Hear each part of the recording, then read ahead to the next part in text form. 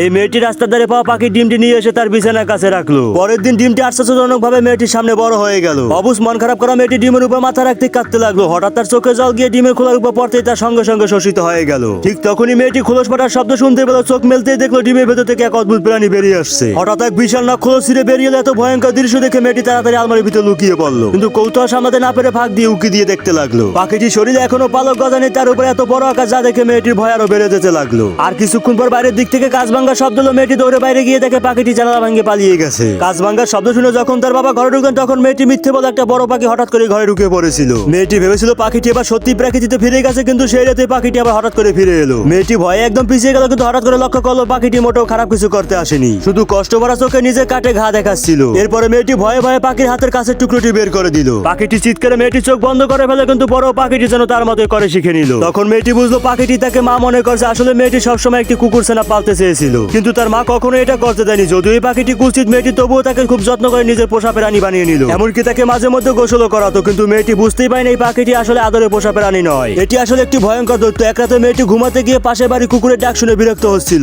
অদ্ভুত ব্যাপার হলো পাখিটি যেন মেয়েটির সেই বিরক্ত টের পেয়ে গেল। এরপরে পাখিটি যা করলো তা দেখে মেয়েটি একেবারে চমকে গেল। তো বন্ধুরা, পরের অংশ দেখতে কমেন্ট বক্সে পার্ট 2 লিখে দিন।